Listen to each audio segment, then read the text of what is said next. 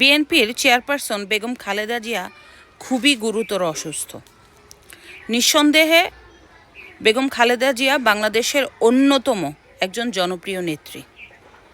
মন সৃষ্টিকর্তা তাকে যাতে দ্রুত সুস্থ করে দেন সেই দোয়া করি। কিন্তু কথা হচ্ছে যে বেগম খালেদা জিয়া এত গুরুতর অসুস্থ অবস্থায় হাসপাতালে ভর্তি থাকা সত্ত্বেও তার পুত্র তারেক রহমান কেন বাংলাদেশে আসছে না বা আসতে চাচ্ছেন না, এর কারণ কি?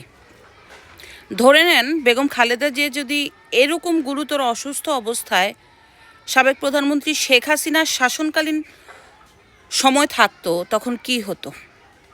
তখন পুরো বাংলাদেশের মানুষ এবং সমালোচকরা গণমাধ্যমে প্রকাশ করত ফ্যাসিস্ট স্বৈরাচার শেখ হাসিনা ক্ষমতায় আছে, শেষ সময় খালেদা জিয়াকে তার ছেলের সাথে দেখা করতে দিল না, তার জন্য তার ছেলে আসতে পারলো না বাংলাদেশে, মায়ের মৃত্যুর সময় ছেলে পাশে থাকতে পারলো না, ছেলের বউ পাশে থাকতে পারলো না, এরকম কথা বলে পুরো বাংলাদেশে ছড়িয়ে দিত।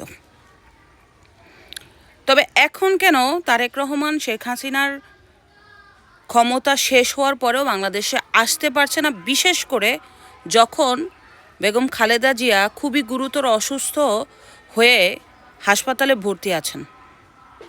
রাজনীতি কি?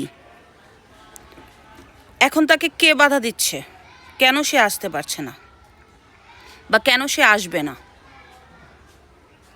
এখন তো আর শেখ হাসিনা নাই, আর শেখ হাসিনা থাকলে বলতো এটা শেখ হাসিনার দোষ। এখন কার দোষ? আসলে নিজেদের রাজনীতি নিজেরা করে চাপিয়ে দেয় অন্যের ঘাড়ে, এটাই হচ্ছে বাস্তব কথা।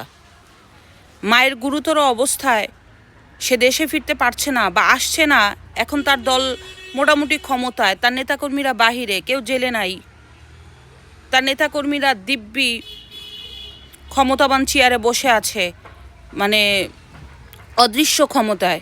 তারপরেও তারেক রহমানের মতো একজন নেতা তার মাকে, বাংলাদেশের অন্যতম জনপ্রিয় একজন মানুষকে দেখতে আসছে না। রাজনীতি কোথায় গিয়ে ঠেকেছে? আসলে রাজনীতি যে যার মতো করে, কিন্তু দোষ চাপায় অন্যের ঘাড়ে। ভাগ্য বলো যে আজকে সাবেক প্রধানমন্ত্রী শেখ হাসিনা ক্ষমতায় নাই। ক্ষমতায় থাকলেই তো কি অবস্থা হতো আপনারা একটু চিন্তা করেন। নিজেদের রাজনীতি নিজেরা করে, অথচ দোষ চাপায় অন্যের ঘাড়ে। এই অভ্যাসগুলি পরিত্যাগ করা উচিত। সে আজকে প্রায় 17 বছর যাবৎ, মানে তারেক রহমান বাংলাদেশের বাহিরে। শেখ হাসিনার পতন হয়ে গেছে